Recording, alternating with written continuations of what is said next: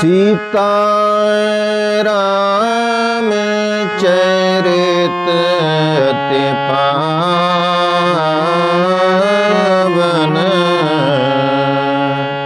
मधुर सरस रोवते मन भावन।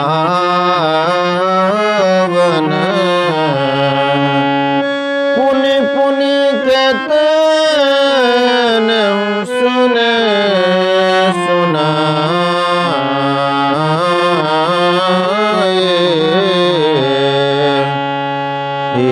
की प्यास बुझत न बुझाए।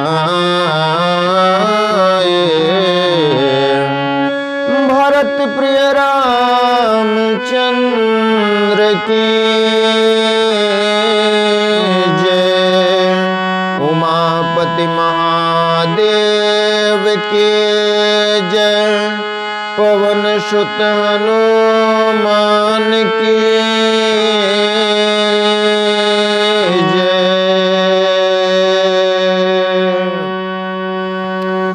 परम आदरणीय श्रोतागण, सादर नमन। आशा करता हूँ आप स्वस्थ एवं प्रसन्न मुद्रा में होंगे। आज आपके समक्ष प्रस्तुत है राधे श्याम रामायण का पावन प्रसंग। पूर्व के प्रसंग में हमने देखा लक्ष्मण कुमार जी कैकेयी जी से क्रुद्ध नजर आते हैं। जब मंत्री सुमंत ने प्रभु श्री राम को श्रृंगवेर तक पहुंचाया है, अब अवसर आ गया है। प्रभु श्री राम चाहते हैं कि अब मंत्री जी की वापसी हो जाए। वापस होते समय उन्होंने एक निवेदन किया है। पहले तो उन्होंने कहा कि प्रभु श्री राम जंगल तक आ गए, वनगमन हो गया, अब वे वापस चलते, इस तरह का निवेदन किया है प्रभु श्री राम से। जब उन्होंने कहा कि क्षत्रिय, शूरवीर, सती ये एक बार आगे बढ़कर पुनः वापस नहीं होते अपने लक्ष्य को प्राप्त किए बिना, तब उन्होंने आग्रह किया है कि कम से कम सीता मैया को वापस कर दिया जाए। इस पर सीता मैया ने कहा है, चांदनी चांद के संग रहती, बिजली घन के संग रहती है, पत्नी पति की अनुगामिनी है, जड़ सृष्टि तलक यह कहती है स्वर्णपुरी सी अवधपुरी, पर मुझे न ललचा सकती है, हंसिनी मानस सर को तज, अन्यत्र नहीं जा सकती है। और लक्ष्मण जी ने कह दिया है, इसी के साथ इतने में बोले लखन, जहाँ नहीं है न्याय, ऐसे राजा के यहाँ कौन लौट कर जाए। कहना माता कैकेयी से, घी के चिराग जलवाएं वे, हम कांटे थे सो निकल गए, निष्कंटक राज चलाएं वे। यह भी कह देना क्षमा करें, हम बेटे वे महतारी हैं, जो कृपा उन्होंने हम पर की, हम उसके भी आभारी हैं। और न कह पाए लखन, किया राम ने बंद, सदा बड़ों के हुक्म में छोटा है पाबंद। और खरी खोटी लखनलाल जी सुनाते, इसके पहले प्रभु श्री राम का आदेश हुआ है और इसी अनुशासन में बंधकर लक्ष्मण कुमार जी शांत हो गए हैं। आगे प्रभु श्री राम कहते हैं, अब मीठे रस के भरे, सीधे सच्चे बैन, बोले मंत्री राज से रघुपति करुणायन। मीठे रस से भरे हुए, सीधे सच्चे सरल स्वभाव से, सहज भाव से उन्होंने प्रभु श्री राम ने मंत्रीवर से कहा है, दिल की तख्ती पर छोटे के वचनों को मत लिख लेना तुम, 100 तुम्हें है वहाँ पहुँच, केवल इतना कह देना तुम। मंत्रीवर अपने दिल की तख्ती पर लक्ष्मण कुमार ने जो कुछ भी कहा है उसे मत लिख लीजिएगा, सौगंध देता हूँ वहाँ पहुँचकर केवल इतना ही कहिएगा। क्या कहिएगा? माता दे आशीर्वाद हमें, हम कुशल सहित घर आएंगे।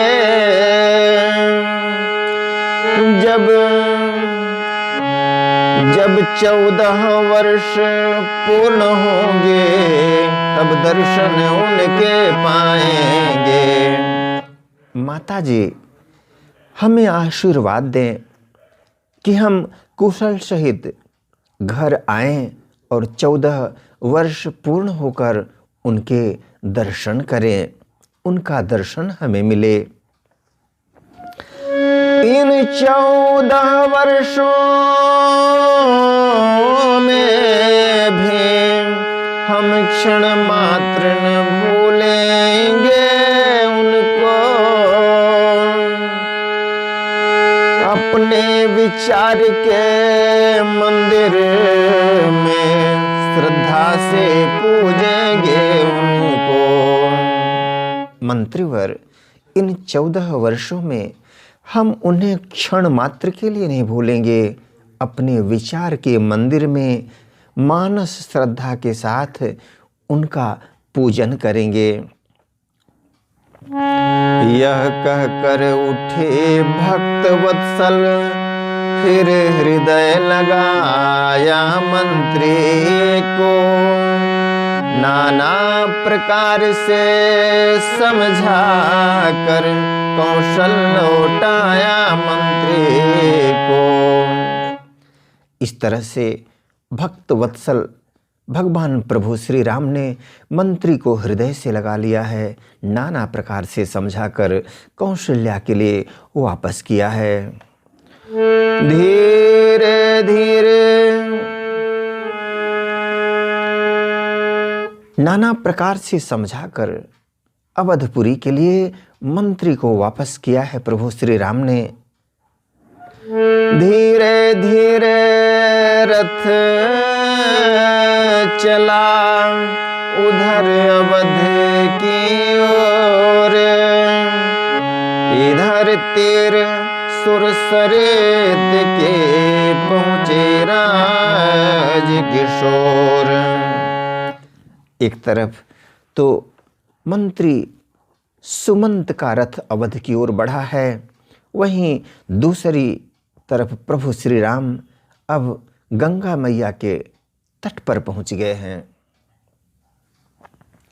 और आगे वहां पहुंचते ही उन्होंने नाविक से नाव मांगी है। मांगी जो नाव तो नाविक ने, के शुरू चो चले की बातें। कुछ नहीं थी लेकिन सब कुछ थे मल्लाह मन चने की बातें। कुछ नहीं थी लेकिन सब कुछ थी मल्लाह मन चले की बातें।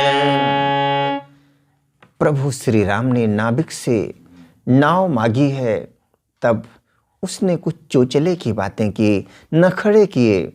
कुछ नहीं थी, बातें तो कुछ नहीं थी, लेकिन फिर भी सब कुछ थी। मनलाह मन चले की बातों में बहुत गहराइयां थी। प्रभु बोले नाव इधर लाओ, वह बोला लाता हूँ राजा। आया आया आया, आता हूँ राजा। जब प्रभु ने कहा नाव इधर लाओ, उसने कहा लाता हूँ राजा। आया, हाँ आया, अब आया, आता हूँ राजा जी। प्रभु बोले जो बात हो कहो उसे जी खोल, आया आया इस तरह करो न टाल मटोल। जो बात तुम्हारे मन में हो उसे कहो, संकोच मत करो, आया आया ऐसा कह के टाल मटोल मत करो। तब केवट कहने लगा सकुचाहट के साथ, कहनी तो है बात पर कहीं न जाते नाथ।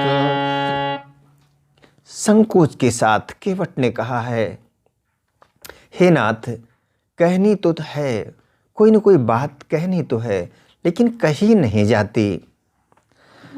अच्छा सरकार पूछते हैं तो कहता हूँ संशय अपना, भय भंजन मेरे सम्मुख हैं, फिर क्यों रहने दूं भय अपना। अच्छा सरकार आपने पूछा है तो मैं अपने मन का संशय आपके समक्ष प्रस्तुत करता हूँ। भय को हरने वाले प्रभु श्री राम यदि मेरे समक्ष हैं तो फिर भय किस बात का। सुनता हूँ मैं यह जादू है राजा जी के पद पंकज में, पत्थर में जान डालने के है शक्ति महान चरण रज में। मैंने सुना है कि राजा जी के पद पंकज में जादू है, पत्थर में जान डाल देने की इतनी महान शक्ति है चरण रज में कि पत्थर में भी जान आ जाती है। बन गई शिला सुंदर नारी, बन गई शिला सुंदर नारी,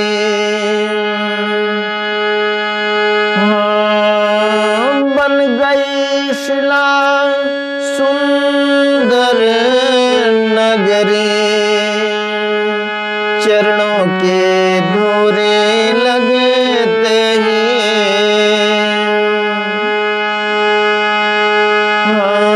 बन गई शिला सुंदर नारी, चरणों के धोरे लगते ही जड़ में चेतनता आती है, उस जीवन मोर के लगते हैं। सुंदर जो नारी हो शिला सुंदर नारी के रूप में परिणित हो गई, चरण धूल के लगते ही जड़ में चेतनता आ जाती है, उस जीवन मूर के लगते ही। इसलिए चरणों के रज का यह प्रभाव जब पत्थर और शिला पर है, तो मेरी लकड़ी की नैया छूते ही बस छू मंतर है। यदि पत्थर और शिला पर चरणों की रज का यह प्रभाव है तो हे नाथ, तो मेरी नैया तो लकड़ी की बनी हुई है, छूते ही बस छू मंतर हो जाएगी। मंद मंद कुछ मुस्करा बोले श्री रघुराय, अपने संशय नाश का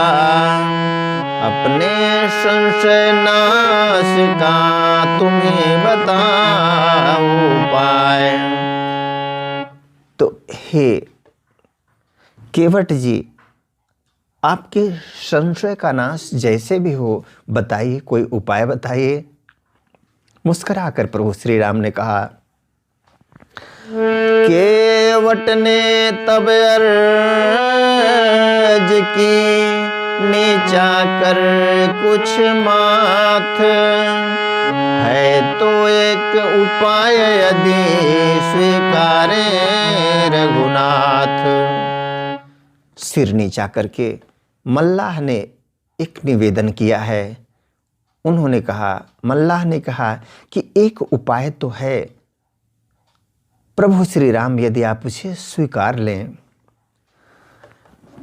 अपना मेरा दोनों ही का यो काम बना ले हे राजा। अपना मेरा दोनों ही का यो काम बना ले राजा जी। चरणों के रज पर संशय है, वह रज धुलवा ले राजा जी। मेरा और आपका दोनों का काम बन जाए, ऐसा करें कुछ राजा जी। रघुनाथ जी, चरणों की रज पर ही संशय है, यदि उसे आप धुलवा ले तो हो सकता है कि मेरा संशय दूर हो जाए, मैं निश्चिंत महसूस करूं। सेवक की रोजी बनी रहे, बाधा न आपके काम में हो कृपा राम की केवट पर, केवट का प्रेम राम में हो। सेवक की रोजी रोटी बनी रहेगी। प्रभु, यदि आप इस उपाय को मान लेंगे तो हमारी नैया रोजी रोटी का आधार है, वह बनी रहेगी और आपके काम में भी बाधा नहीं आएगी, आपको भी हम पार लगा देंगे। तो यदि इस केवट पर प्रभु आपकी यदि कृपा हो तो केवट का प्रेम आप पर बना रहेगा। आज्ञा दीजिए, इसी प्रसंग के साथ मिलेंगे पुनः अगले प्रसंग के साथ। तब तक के लिए स्वस्थ रहें, आनंदित रहें। वीडियो देखने के लिए धन्यवाद एवं आभार। जय हिंद, जय जगत। आपका जीवन मंगलमय हो।